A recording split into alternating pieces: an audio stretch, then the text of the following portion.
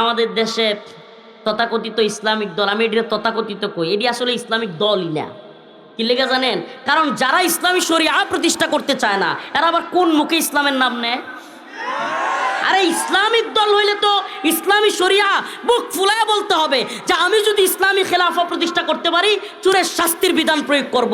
অবশ্যই আমি যদি ইসলামী খেলাফা বাস্তবায়ন করতে পারি, পূর্ণাঙ্গ কোরআনী আইন প্রতিষ্ঠা করব। বেটেনের লগে হাসি আর কুলাকুলি করে টকসুদ গিয়া এটা ইসলাম। আরে বাপরে, এত সেলসেলায় জান্নাত না, এই ইসলাম দিয়া এত সহজ না। ইসলামকে হাসির পাত্র বানাচ্ছে এরা। এই গণতন্ত্রপন্থী এই গণতন্ত্রপন্থী ইসলামপন্থীরা ইসলামকে হাসির পাত্র বানাচ্ছে। কয় কি ইসলাম এক বাক্স, এই সেই অনেক দিন এগুলো বলে বলে ইসলামের নীতির কথা বলে বলে শোনায় শোনায় 5 বছরের লাগে ইসলাম। কয় বছর? এটা মনে অনেকে বুঝেন না। ইসলামের মেয়াদ কয় বছর? নাউজুবিল্লাহ, শুনতে কেমন লাগে না? ইসলামের মেয়াদ কি 5 বছর? আপনি যে 5 বছর ক্ষমতায় গিয়ে ইসলাম প্রতিষ্ঠা করবেন কোন? ইসলামের মেয়াদ কি 5 বছর? আর ইসলাম কি সংসদে গিয়ে এটা কোন লাগবো যে আল্লাহ পাক মদের বিধান হারাম করেছেন? এই সংসদে যারা আছেন, কারা কারা মদের আইনের বিরুদ্ধে আছেন তারা হাত তুলুন, হা বলুন। আল্লাহর আইন কি নতুন করে এই সংসদ শয়তানি নতুন দরকার আছে কোনো? আল্লাহ কইছে হারাম, বাস হারাম। এই সংসদের কোনো প্রধানমন্ত্রী, কোনো এমপি, কোনো মন্ত্রী, কোনো বাটপারের বলার দরকার নাই আল্লাহর বিধান হারাম নাকি হালাল। আল্লাহ বলছেন হারাম, বাস হারাম। নতুন করে আবার হাত তুলতে হইব, হাত তুলে আবার আল্লাহর বিধান প্রতিষ্ঠা করতে হইব। এটা শয়তানি। এটা আল্লাহ বলছেন চুরির বিধান হাত কাটা, আল্লাহ বলছেন মদ হারাম, আল্লাহ বলছেন জিনা ব্যভিচার হারাম, আল্লাহ বলছেন বিয়ে হালাল। বিয়ে হালাল 18 নাকি 16 না 21, এটা হাসিনা ভালো বুঝছে। হ্যাঁ, মানে আল্লাহ বিধান দিছে, আল্লাহ জমিন দিছে, আল্লাহ আসমান দিছে, আল্লাহ খাওয়ায়, আল্লাহ ফালে, আল্লাহ মারে, আল্লাহ বাঁচায় রাখে, আল্লাহ বাতাস দিছে, আগুন দিছে, সব আল্লাহ দিতে পারছে। আর আল্লাহ তাআলা এমনকি একটা মেয়েরে রেহেম দিল, জরায়ু দিয়ে দিল, বাচ্চা নেওয়ার মতো ক্ষমতা দিয়ে দিল, একটা ছেলেরে বালেক বানাইয়া শুক্রাণু দিয়ে দিল, বাবা হওয়ার বয়স দিয়ে দিল।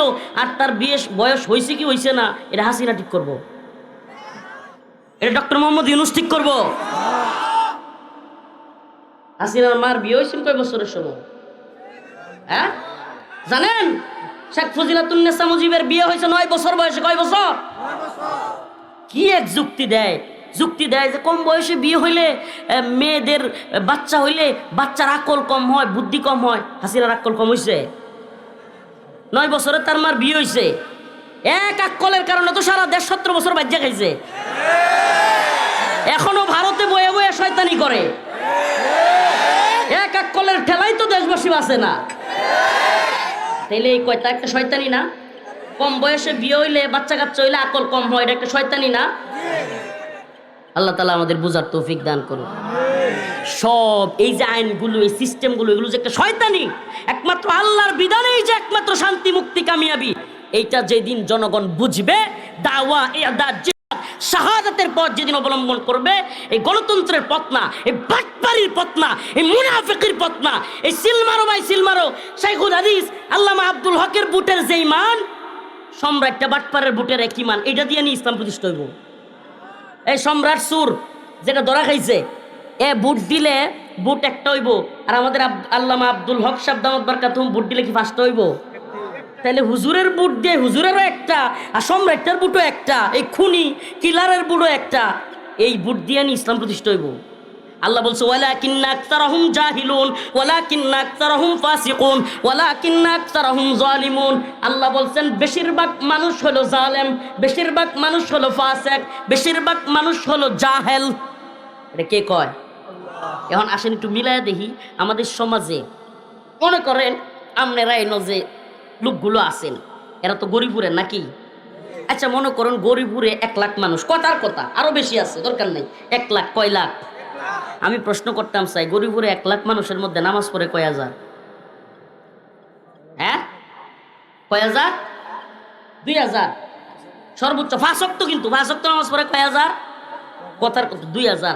এই 2000 মানুষের মধ্যে চুরি করে না, বাটপারি করে না, দুর্নীতি করে না, অন্যের জমি দখল করে না, এমনকি সুদ খায় না, ঘুষ খায় না, কোনোদিন জিনা ব্যভিচারে যুক্ত না, এরকম মানুষ কয়টা হইব?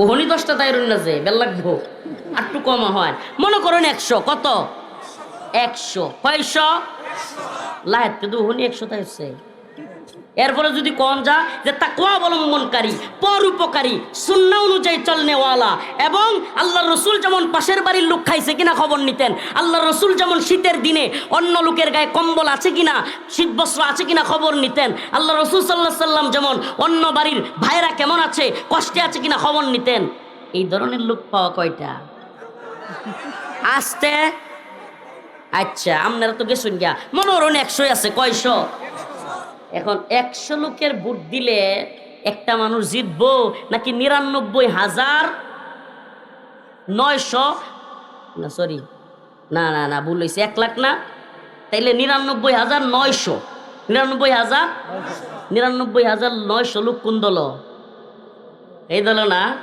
তা হাস করবো গেলা আল্লাহ তো এলে কই রাখছে ওয়ালাকিন্না আকতারহুম জাহিলুন ওয়ালাকিন্না আকতারহুম ফাসিকুন তাইলে এই গণতন্ত্র দিয়ে আপনি ইসলাম প্রতিষ্ঠা কিভাবে করতে পারবেন যেখানে ওয়ালাকিন্না আকতারহুম জাহিলুন যেখানে সমাজের অধিকাংশ মানুষ এমন অবস্থায় এই জন্য ইসলামী শরিয়া ইসলামী খিলাফা প্রতিষ্ঠার জন্য আপনাকে দাওয়া এদাত শাহাদাতের পথ অবলম্বন করতে হবে আচ্ছা আমারও যদি 50,000 টাকা দেয় আমি জানি না আপনারা বিশ্বাস আমার প্রতি কথা নেই আমারও যদি 50,000 1 লাখ টাকা দেয় তাহলে কি আমি একজনের ভোট ঢেলবা হ্যাঁ কিন্তু যে গাঁজা খায় এর যদি খালি 1 ফুটলা গাঁজা কিনা দেয় 1 ফুটলাও লাগতো না সম্রাটের একটা বিড়ি দিবে সম্রাটের আমি নিজে দেখছি একটা বিড়ি দিয়ে কেউ কইলে ঘুষি মারে গিয়া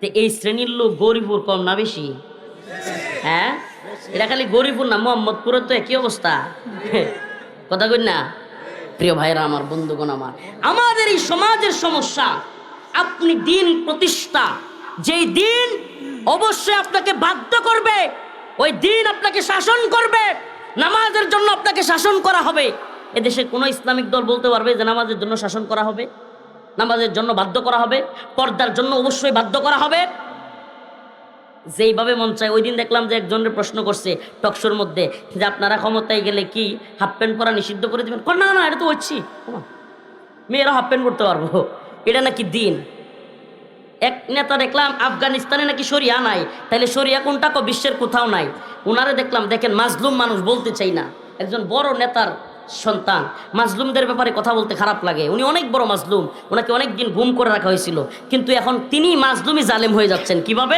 ইসলামের উপর জুলুম করতেছেন তিনি শরিয়ার উপর জুলুম করতেছেন তিনি আল্লাহ তাআলা তাকে হেদায়েত দান করুক বুঝার তৌফিক দান করুক উনি আফগানিস্তানের শরিয়াকে শরিয়াই মনে করেন না পরে সাংবাদিক উপস্থাপক জিজ্ঞেস করছে তাহলে শরিয়া কোথায় আছে কোথাও নাই ওনার ভিডিওতে দেখা যায় উনি পশ্চিমা নারী বা ওই যে প্যান্ট শার্ট পরা নারীর এসে পাঞ্জায় ধরতেছেন তাইলে ওনার শরিয়া কি অবস্থায় আছে আল্লাহ তাআলা বুঝার এবং হেদায়েত দান করুক আমল করার তৌফিক প্রিয় ভাইরা আমার তো আমি যেই কথাটা আপনাদেরকে বুঝাইতে চাচ্ছিলাম যে আল্লাহর দ্বীন প্রতিষ্ঠা করতে হবে দ্বীন কি আল্লাহর দ্বীন এমন এক বিষয় যেটা পূর্ণাঙ্গ বিষয় আপনি শুধু নামাজের হুকুম না আপনি শুধু রোজার হুকুম না আপনি হজ যাকাতের হুকুম না কুরবানির মাসলা মাসাইল না আপনি শুধু কুরবানির সময় বড় কুরবানি দিলেই দ্বীন প্রতিষ্ঠা হয়ে যাবে না আপনার দুলনা থেকে কবর পর্যন্ত আপনার জীবনের সব কিছু কোরআন সুন্নাহ অনুযায়ী রাষ্ট্রীয়ভাবে যদি পালন করবার মতো অবস্থান থাকে সেটাকে দিন বিজয়ী বলে বিবেচিত করা যায় তাইলে আমরা কি সেই দিন বিজয়ী করবার চেষ্টা করব কি করব না বলেন করব কি করব না এই সুরির বিধান দিয়া এই বাটপারি মুনাফিকি মার্কা সিলমারো বাই সিলমারো দিয়া কি ইসলাম প্রতিষ্ঠা হবে এটা একটা মুনাফিকির পথ এটা কিসের পথ এক সব এগুলো আল্লাহ মাফ করুক এগুলো আকসার মুনাফিক এরা এমন মুনাফিক এই মুনাফিকরা নির্বাচনের আগে দেখবেন মাথায় টুপি দিবে পট্টি লাগাবে উরি বাবা জীবনে যিনি পর্দার বিরোধিতা করে ইসলামের বিরোধিতা করে এগুলো দেখবেন নির্বাচনের আগে এই বাটপারগুলো টুপি পাঞ্জাবি জুব্বা সব করবে এই জনগণের ধোঁকা দিবে তারপরে শুরু হবে এদের খেল কি শুরু হয়ে যাবে ভোটের আগে সান্দু সাসাই কইলো আমাগে রে এমপি যদি হইতাম পারি দিমু গোলাবরে এমপি হইয়া দেখা গেল সাসার নাগাল কিডা পাই আমরা গরিব আমাগে রে দেখার মতো কেউ নাই বাস্তবতা এরকম না প্রিয় ভাইরা আমার বন্ধুগণ আমার আল্লাহ তাআলা বলেন হুয়াল্লাযী আরসালা রাসূলাহু বিল হুদা ওয়া দীনিল হক লিইয়ুযহিরাহু আলাদ দীনি কুল্লি আল্লাহ পাক হেদায়েত সহ সত্য দিন দিয়া আপনার আমার পয়গম্বর প্রিয় হাবিব সরদারে দো আলম মুহাম্মদুর রাসূলুল্লাহ সাল্লাল্লাহু আলাইহি ওয়াসাল্লামকে পাঠিয়েছেন। এই দুনিয়ায় আল্লাহ রসুলকে পাঠানোর পিছনে উদ্দেশ্য ছিল দিন বিজয়ী করা। কি করা? দিন বিজয়ী করা। আর দিন বিজয়ী কিভাবে হবে? সুবহানাল্লাহি ওয়া বিহামদিহি, আল্লাহ পাক সেই পথ দিয়ে দিয়েছেন। দিন বিজয়ী হবে ওয়াকাতিলুহুম হাত্তা লা তাকুনা ফিতনা ওয়া ইয়াকুনা আদ-দীনু কুল্লুহু লিল্লাহ। আল্লাহ পাক সুস্পষ্ট পথ দেখিয়ে দিয়েছেন। যতদিন না দিন বিজয়ী হয় এবং যতদিন না পর্যন্ত সমস্ত কুফর, সমস্ত তাগুতি সিস্টেম যতদিন না পর্যন্ত ধ্বংস হয়, ততদিন পর্যন্ত ওয়াকাতিলুহুম হাত্তা লা তাকুনা ফিতনা। আল্লাহ বলছেন তোমরা আল্লাহর পথে জিহাদ করতে থাকো। কি করতে থাকো? আল্লাহর পথে তোমরা জিহাদ করতে থাকো। আর দিন বিজয়ের একমাত্র গ্রহণযোগ্য পথ, সুবহানাল্লাহ, সেটা হলো দাওয়া, ইরদাদ, শাহাদাত। সুবহানাল্লাহ। আমি একমাত্র বলছি, এটা কয়েকটা পার্ট আছে। দাওয়া, দাওয়া এটা একটা পার্ট। এই যে আমি আপনাদেরকে বুঝাচ্ছি, গণতন্ত্র দিয়ে ইসলাম প্রতিষ্ঠা হবে, এই সিল দিয়ে ইসলাম প্রতিষ্ঠা হবে, গণতন্ত্র দিয়ে ইসলাম, এটা একটা দাওয়া। দাওয়া তারপরে কি? প্রস্তুতি। এই ধরনের জালেম যেগুলো আছে, এগুলোর নির্দিষ্ট কোনো দল নাই। এগুলো আওয়ামী লীগ ক্ষমতা থাকলে আওয়ামী লীগের লোক, বিএনপি ক্ষমতা থাকলে বিএনপির লোক, জামাত ক্ষমতা থাকলে এটি জামাতের লোক হইব। এটির কোনো এটির আসলে কোনো দল নাই। এটি হলো প্রেজেন্ট গভর্নমেন্ট পার্টি। এগুলো ওয়াল টাইম সরকার দলের লোক। এটি কথা বুঝেন নাই? এই সমাজে যেগুলো জালেম, সুরসুট্টা, বাটপার, এরা দেখবেন কোন দল ক্ষমতায় যাওয়ার কাছাকাছি সাথে সাথে বুঝ যায় সেই দল ওটা শুরু করবে। এই দেন না যে পুঁটি মাছ জালি লয়ে গেলে কতটি ভাল বাইরে হুদায় জালি দুটোরে, তো এটি হলো হয়ে যাইতে পুঁটি মাছ। এটির কোনো দল নাই।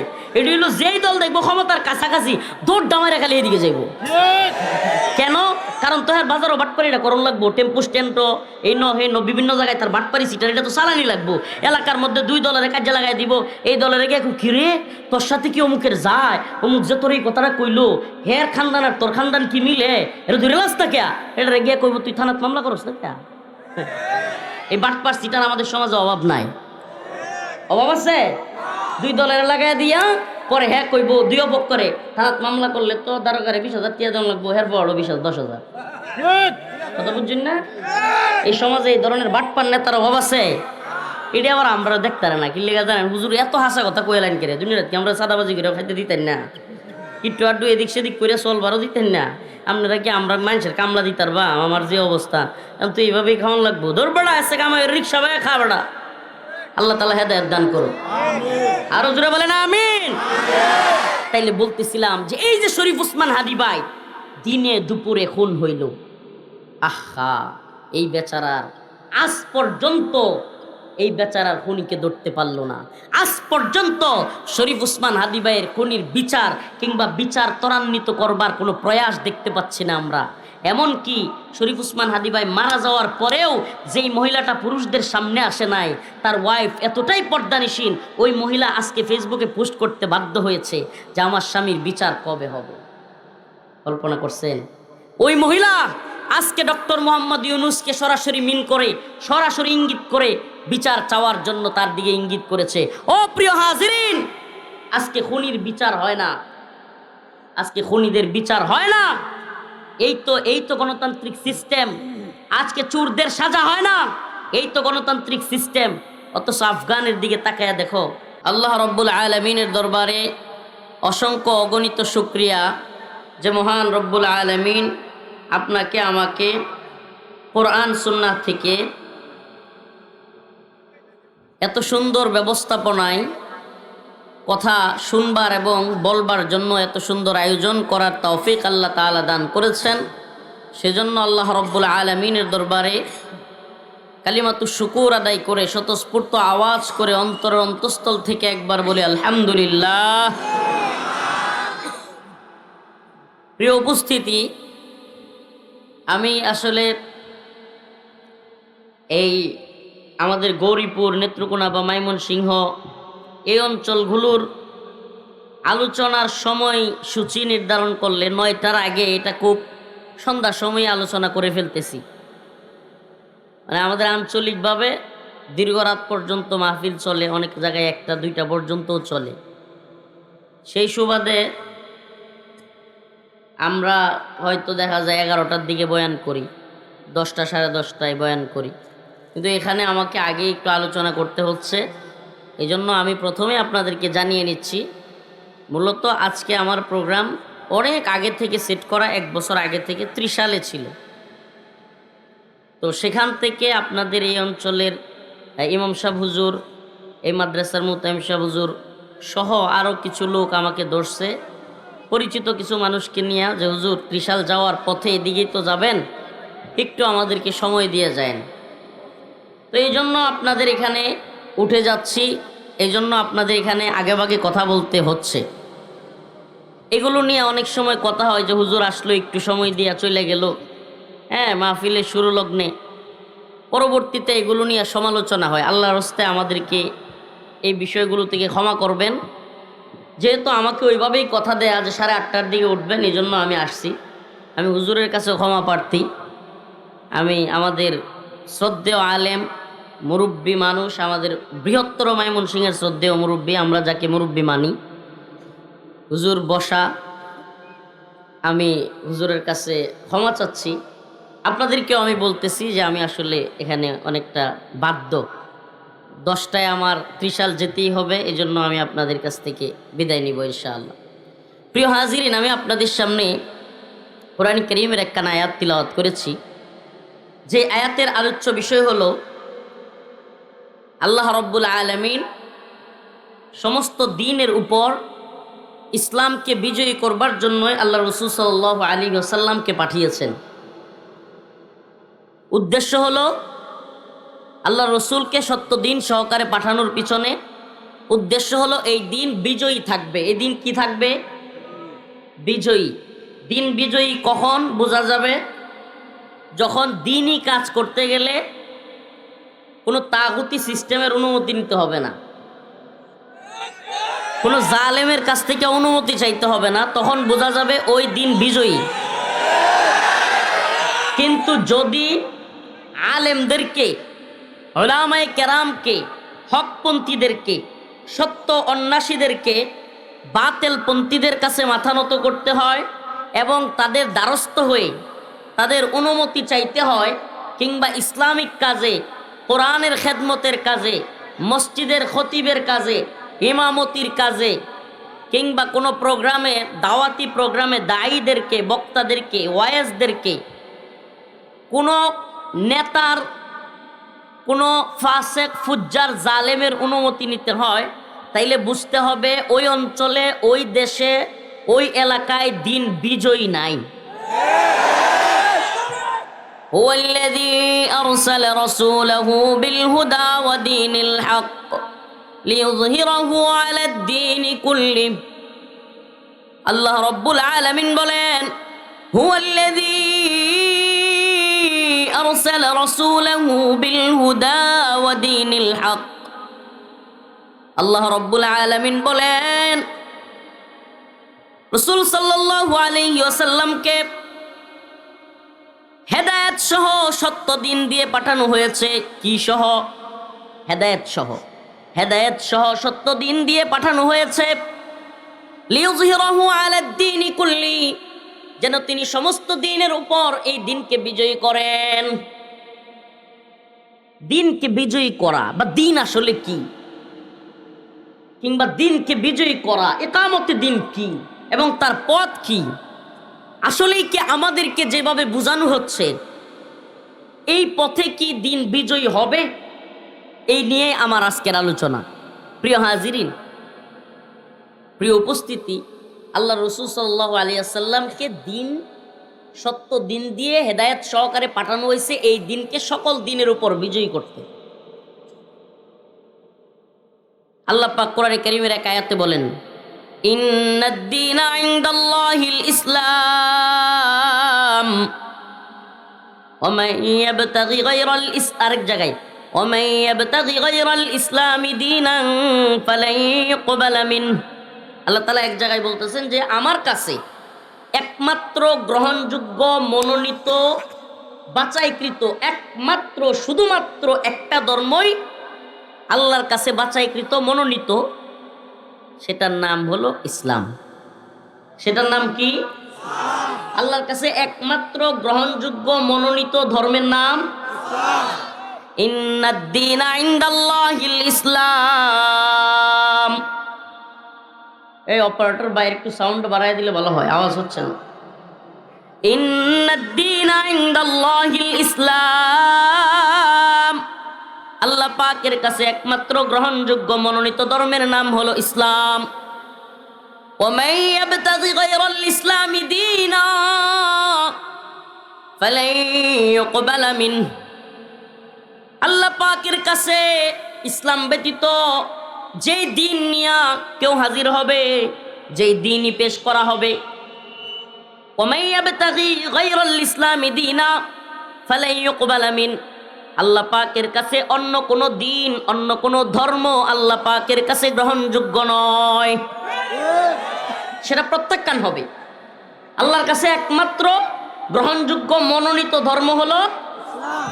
এছাড়া অন্য কোনো তন্ত্র মন্ত্র যা কিছু আছে, আজকের বর্তমান পৃথিবীতে আমরা হিন্দু ধর্মকে ধর্ম মনে করি, বৌদ্ধ ধর্মকে ধর্ম মনে করি, খ্রিস্টান ধর্মকে ধর্ম মনে করি, হ্যাঁ, আরো যে যে ধর্মগুলো আছে এগুলোকে আমরা ধর্ম মনে করি। কিন্তু বর্তমান পৃথিবীতে সবচাইতে বেশি মানুষ যেই ধর্ম, যে আদর্শে বিশ্বাসী, এই ধর্মের নাম হলো গণতন্ত্র ধর্ম।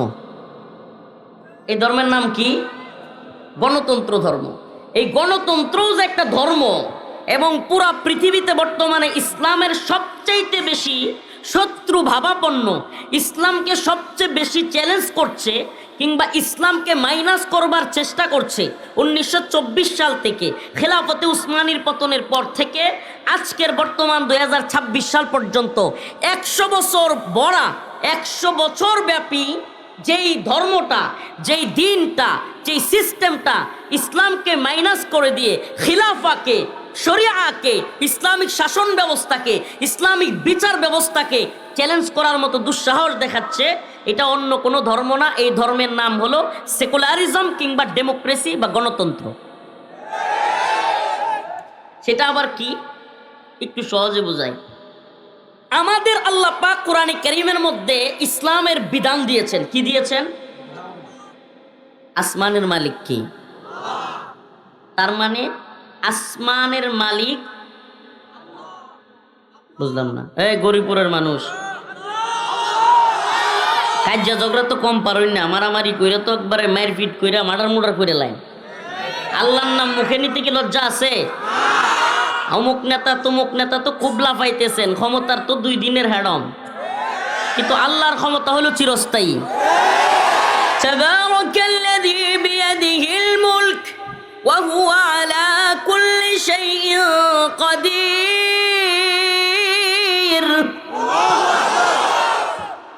কুলিল্লাহুম্মা মালিকাল মুলক তু'তিল মুলকা মান তাশা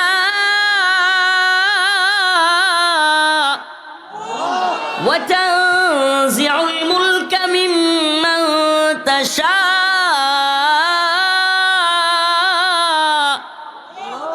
ক্ষমতার মালিক কে? ক্ষমতা দিতে পারেন কে? ক্ষমতা কেড়েও নিতে পারেন কে? ক্ষমতা দেন আবার আল্লাহ বলেন ওয়া তানজিউল মুলকা মিম্মান তাশা। ক্ষমতা আমার মন চাইলে আবার কাইরা নেই, রান্না করা খাবার রাইকা পালায়া যাইতে বাধ্য করি। ওয়া তুইজ্জু মান তাশা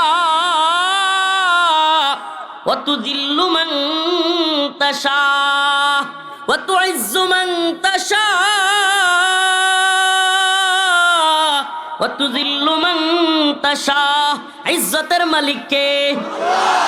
যে আলেমদেরকে ডান্ডা বেরি পরানো হইতো, যে আলেমদের হাতে হ্যান্ডকাপ ছিল, যে আলেমদের পরনে পুলিশের জ্যাকেট লাগাইয়া, ডান্ডা বেরি লাগাইয়া, পায়ের মধ্যে বেরি, হাতের মধ্যে গরুর রশি লাগাইয়া, হ্যান্ডকাপ লাগাইয়া টাইনা নিত, আজকে আল্লাহ পাক ইজ্জত এমন দিয়েছেন, আজকে রাষ্ট্রীয় সিকিউরিটি তাদেরকে দেয়া হয়, পিছনে বন্দুক লয়ে একটা খাড়ায় থাকে।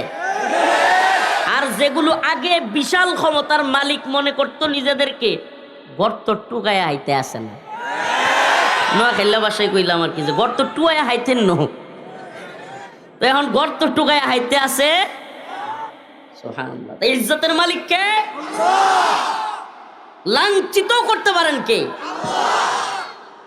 তাইলে এখন বলেন, আসমানের মালিক, জমিনের মালিক, জমিনের মাবুদ, আসমানের মাবুদ, মানুষের মাবুদ। নামাজ কার জন্য? রোজা কার জন্য?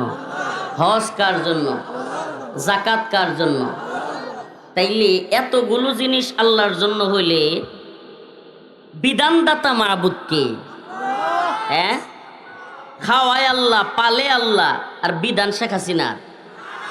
খাওয়ায় আল্লাহ, পালে আল্লাহ, এই শ্বাস প্রশ্বাস আল্লাহর, জমিন আল্লাহর, বাতাস আল্লাহর, পানি আল্লাহর, আগুন আল্লাহর, রান্না করি আল্লাহর আগুন দিয়া, আল্লাহর পানি খাই, আল্লাহর বাতাস দিয়া বসবাস করি। জীবনে কোনোদিন ট্যাক্স দেওয়া লাগে না এই বাতাসের জন্য, এই অক্সিজেনের জন্য, কিছুই লাগলো না।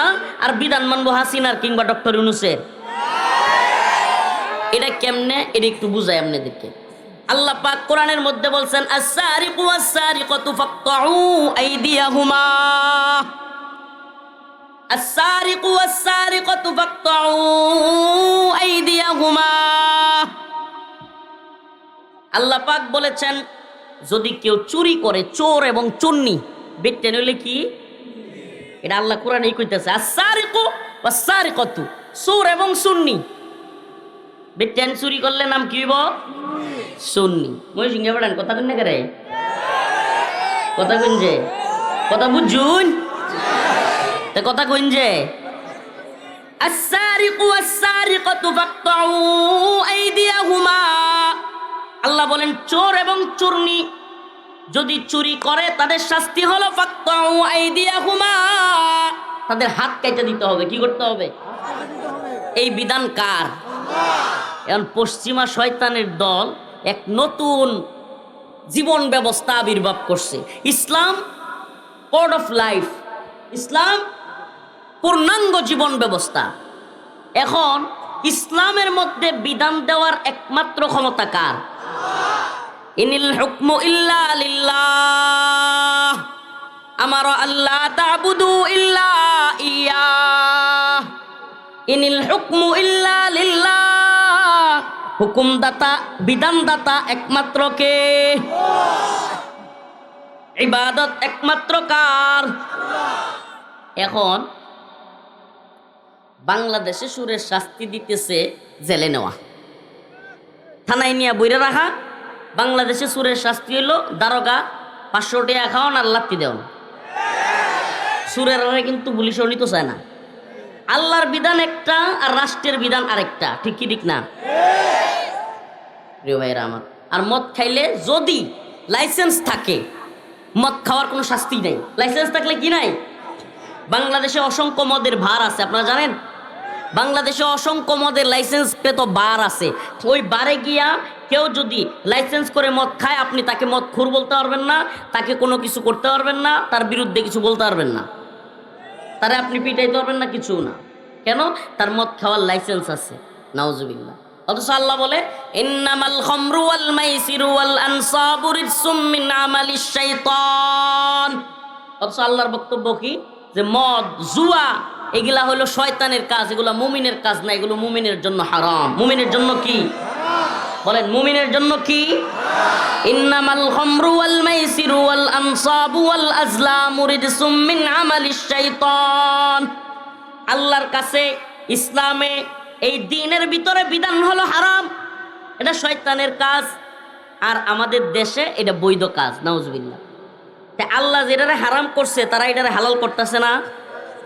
আল্লাহ হালাল করছে না হারাম করছে?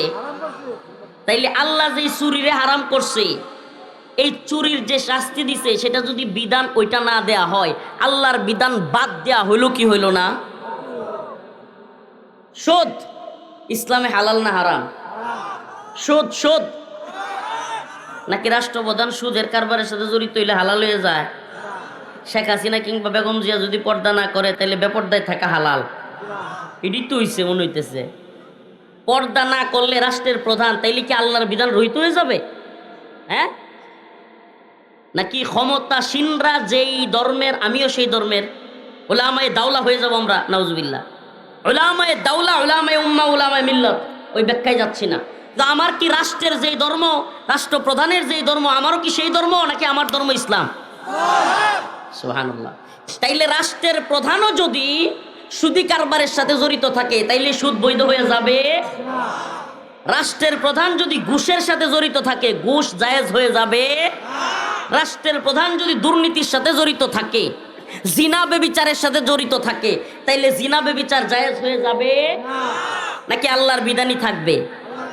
আয-যানিয়াতু ওয়াজ-যানি ফাজলিদু কুল্লা ওয়াহিদিম মিনহুমা মিআতা জালদা। আল্লাহ রাব্বুল আলামিন বলেন, ব্যভিচারী পুরুষ এবং মহিলা যদি জিনা করে আল্লাহর শাস্তি হলো, যদি অবিবাহিত হয় কি হয়? অবিবাহিত হয়। আয-যানিয়াতু ওয়াজ-যানি ফাজলিদু কুল্লা ওয়াহিদিম মিনহুমা মিআতা জালদা। তাদের উভয়কে 100 কইরা বেত্রাঘাত করতে হবে। কি করতে হবে? আস্তে আস্তে না, কঠিন পিটানি দিতে হবে 100 করে। এখন আমি জিজ্ঞেস করতে চাই, বাংলাদেশে যে পার্কের সিপাই সাপায় কিংবা বিভিন্ন হোটেলে, নাউজুবিল্লাহ, রেস্টুরেন্টে, বিভিন্ন খারাপ জায়গায়, আশ্চর্যের বিষয়, এটা কি এত নরমালাইজ করা হয়েছে যে এখন এক যুবক আরেক যুবকের সাথে, এক বন্ধু আরেক বন্ধুর সাথে গর্বের সাথে বলে আজকে গার্লফ্রেন্ডের সাথে ডেটিং করে আসছে। নাউজুবিল্লাহি মিন যালিক। নাউজুবিল্লাহ বলবেন না? আরে শয়তানের সবচাইতে বড় সফলতা হারামকে মুমিনের মধ্যেও নরমালাইজ করা গেছে।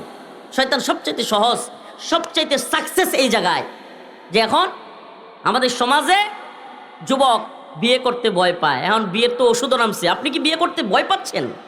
আপনি কি দাম্পত্য জীবনে অসুখী? নাউজুবিল্লাহ। কেন এগুলো নামছে? কারণ ওই যুবক তো বিয়ার আগেই যা সারার সব শেষ করে দিচ্ছে। আবার সব ঠিক কয়। রুগী কে রোগের আক্রান্ত নাকি? বেটা আস্তে কসুক, বেটা শরম হওয়া দরকার। বেটা আমি কি ওই বক্তা নাকি যে মজা দিতেছি আর তুমি একটু মজা নিবা, সুসুরি দিবা? ওই যে গার্লফ্রেন্ড বয়ফ্রেন্ড রিলেশন আর স্মার্টলি বলবে আর একটু ইংলিশ বলবে আর শয়তানি করবে, আমরা কি ওই বক্তা? বেটা হারামকে হারাম, বেটা হারাম। বেটা তোমার অন্তরের মধ্যে আসতে হবে, আই হাই আমি কি করছি, কি জঘন্য কাজ করছি, আমি আল্লাহর বিধান অমান্য করছি, আমি আল্লাহকে নাফরমানি করছি। এটা যদি অন্তরে ভয় না আসে, বেটা তুমি কিসের মুসলমান? বেটা আবার দাম্ভিকতা নিয়ে বলে শয়তানের সবচাইতে বড় সফলতা, শয়তানের সবচাইতে বড় সফলতা যে আমরা আজকে এমন নরমালাইজ করে ফেলছি এগুলোকে যে হারামকে হারাম মনে হয় না, হারামকে আর হারাম মনে হয় না, কুফুরকে কুফুর মনে হয় না, শিরিককে শিরিক মনে হয় না, কবিরা গুনাহকে কবিরা গুনাহ মনে হয় না। গুনাহ আবার কি হুজুর? এটা খায় না মাতার দেয়।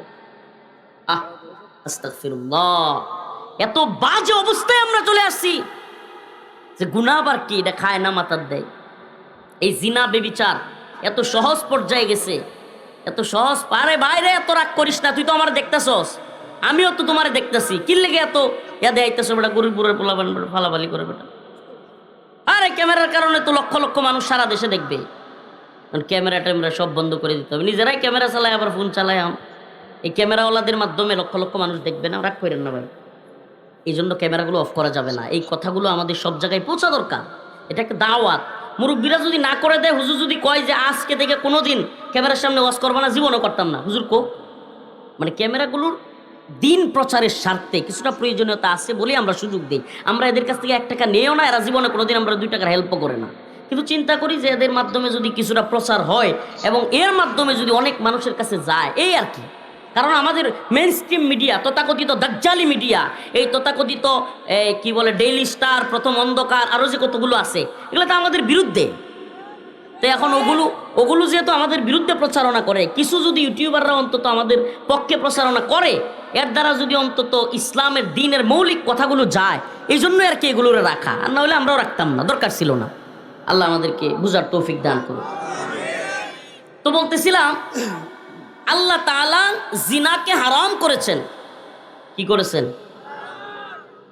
এখন আমাদের দেশে কি হারাম? 18 বছরের আগে মেয়ে বিয়ে দেওয়া হারাম। ওরে বাবা, 21 বছরের আগে ছেলে বিয়ে করানো হারাম। হারাম কখন বুঝবেন? হারাম তো আরবি শব্দ, হারামের বাংলা অর্থ হলো অবৈধ। বাংলা অর্থ কি? হালাল আরবি শব্দ না বাংলা শব্দ? এই হালাল কি শব্দ? আরবি শব্দ। হালালের বাংলা অর্থ কি? বৈধ। হালালের বাংলা অর্থ হারামের বাংলা অর্থ। আচ্ছা, বাংলাদেশে 18-র আগে মেয়ে বিয়ে দেওয়া বৈধ না অবৈধ? আল্লাহর কাছে বৈধ না অবৈধ? আল্লাহর কাছে বৈধ রে তারা করছে অবৈধ, আর আল্লাহর কাছে যেটা হারাম অবৈধ, ওই জিনা ব্যভিচার রে তারা করছে বৈধ।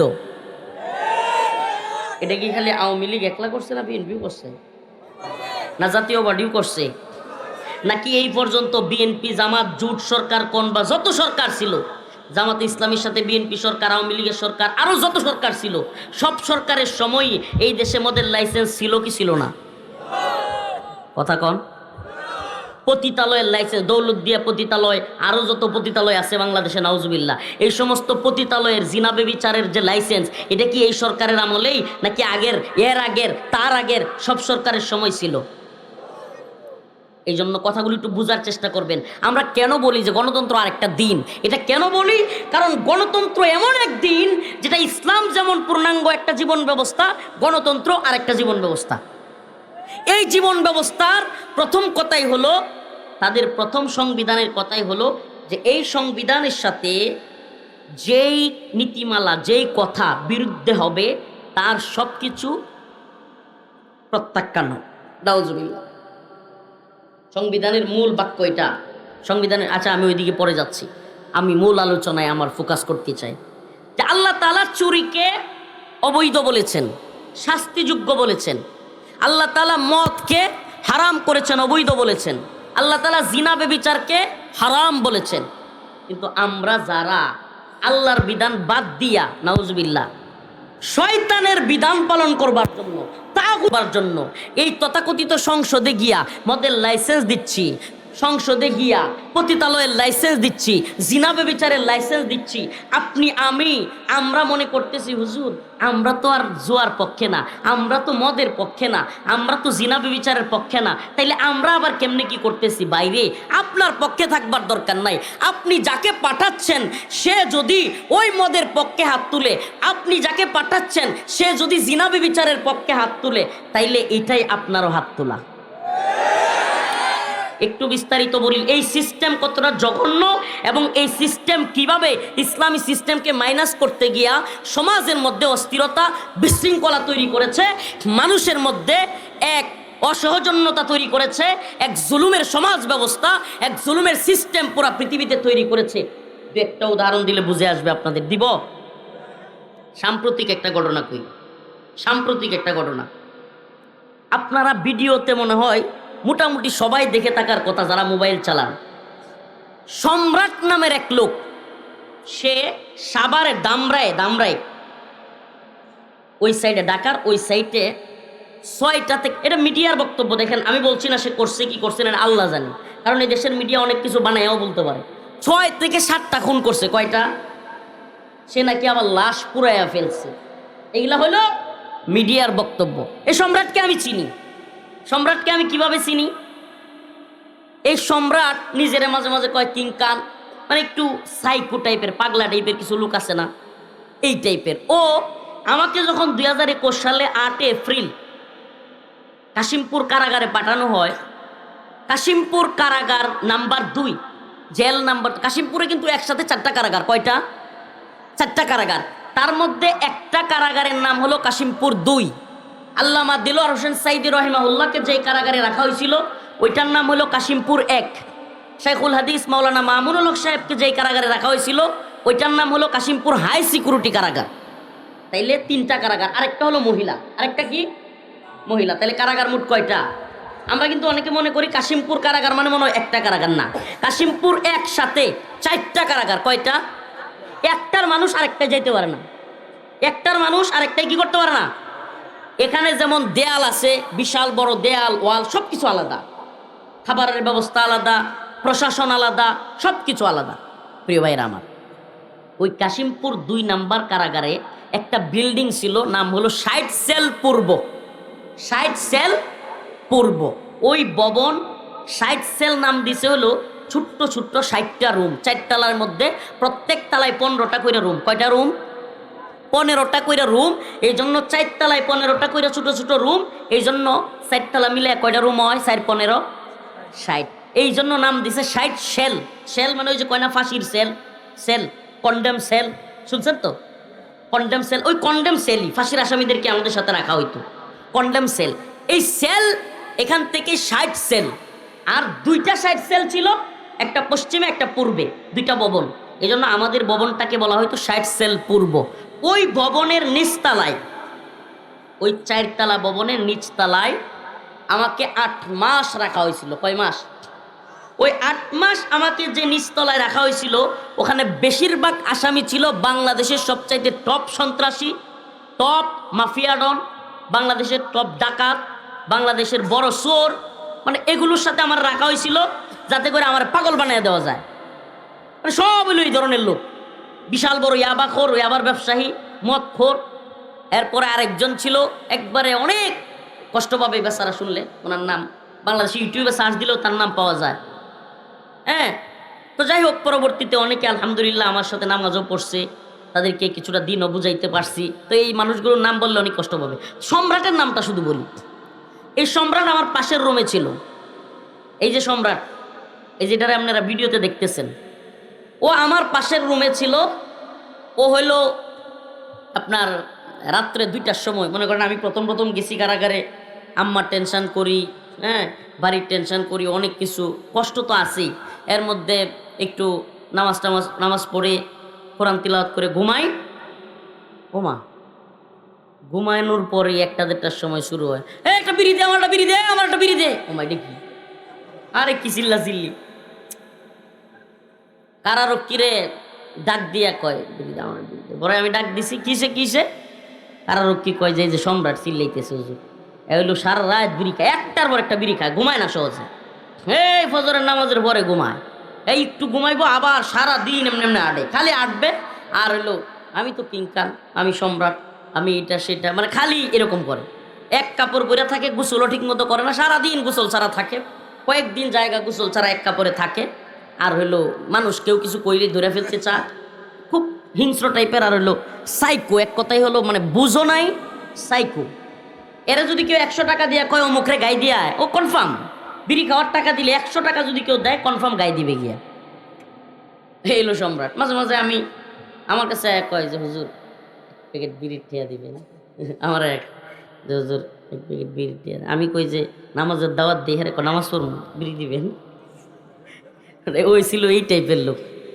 তো ওরে ধরছে, ওরে রাখছে আওয়ামী লীগ সরকার জেলখানায়। কোথায় রাখছে?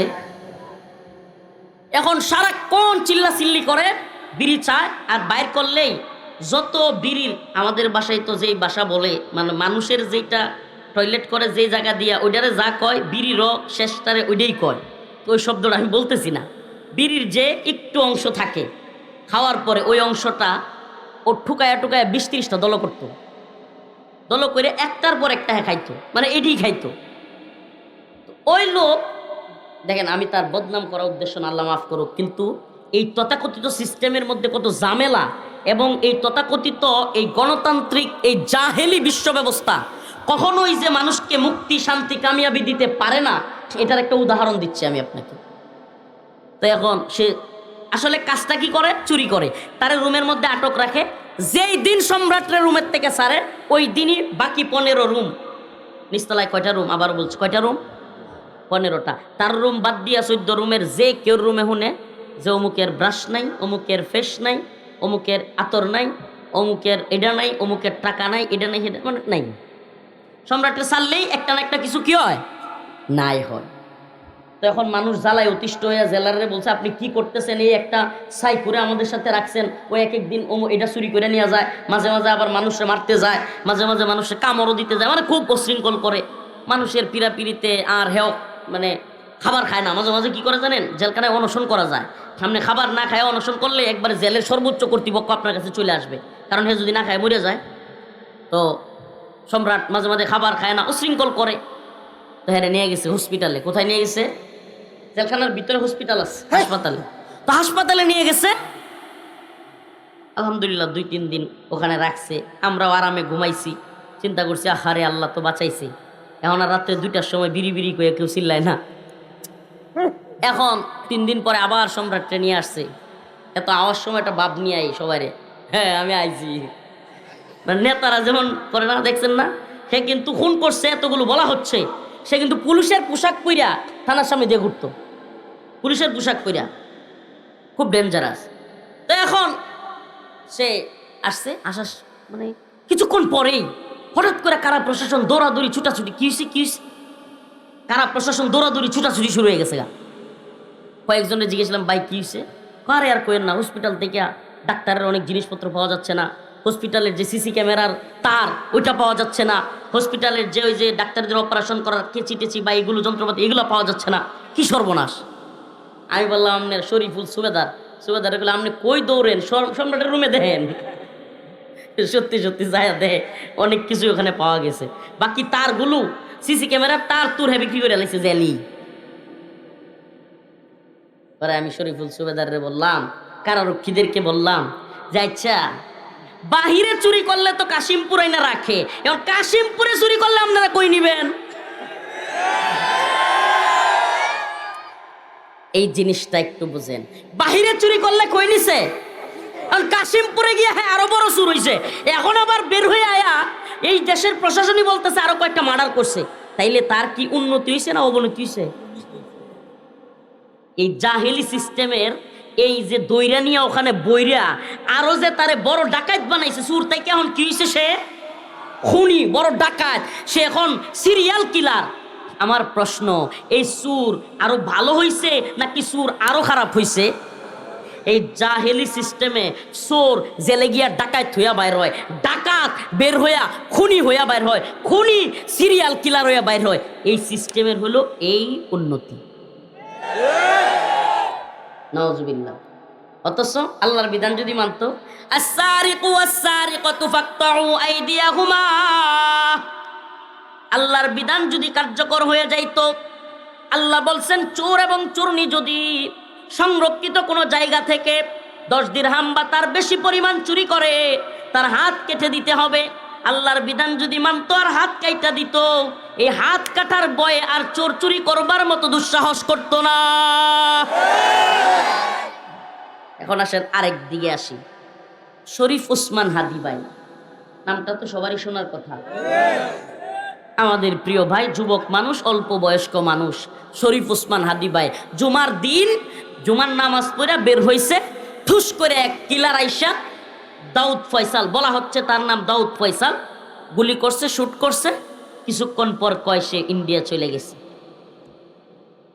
এখন মাসের পর মাস চলে যায়, মাসের পর মাস চলে যায়, এখন শোনা যায় শরীফ ওসমান হাদি ভাইয়ের ভাইকে যুক্তরাজ্যের কনসুলেটে মানে দূতাবাসে তার একটা চাকরি দিয়া যুক্তরাজ্যে পাঠিয়ে দিচ্ছে। মানে হইলো অনেকটা এরকম যে ভাই তুই আর বিচার টিচার চাইস না। নাম্বার 2, শরীফ ওসমান হাদি ভাইয়ের পরিবারকে 2 কোটি টাকা দেওয়া হবে, ফ্ল্যাট দেওয়া হবে ঢাকায়, ফ্ল্যাট কেনার জন্য। মানে হইলো পরিবারের কেউ বিচারটা চায়েন না, বিচার চাহিয়া লজ্জা দিবেন না। মানে রাষ্ট্রের এদের দায়িত্বশীলদের ভাবখানা এমন না যে দোকানদার যেমন লেখে যে বাকি চাহিয়া লজ্জা দিবেন না, দোকানে লেখে না, যদি ওইটা লেখা ঠিক না, নাউজুবিল্লাহ, এটা সুন্নাহর খেলাফ, খেলাফে সুন্নাহ, এটা একবারে বদমাইশি একটা কাজ। মানুষ যদি কেউ বিপদে পড়ে আসে, ব্যবসার মূল নীতি হবে কাউকে বিপদে পড়লে হেল্প করা। এখন কেন করে না মানুষ, এটারও একটা কারণ আছে। দোকানদাররা দেখা যায় বাড়িতে তো ভাই গরিপুর বাজারে গেছে, ভাই বাড়িতে তো জলদি মেহমান আয়া বসছে, 5 কেজি পোলট্রি মুরগি দাও, হ্যাঁ একটু মাছ দাও, একটু ডিম ডুম নিয়ে আসে, 2000 টাকা বিল হইছে, ভাই আমি কালকে বিলটা বাজারে দিয়া যাবো নে। ওমা তার 2 বছর পরেও কালকে শেষ হয় না, তার 2 বছর পরে তার একদিন রাস্তায় দোকানদার পায় না হঠাৎ করে পাইছে, দাঁড়া আজকে টাকা দিয়া যাইতে হইব, তুই টাকা দিয়া না দিয়া যাইতে পারবি না। কিরে তুই সন্ত্রাস হয়েছস, তুই আমায় খাই গেছি গেলে কিরে বেড়া,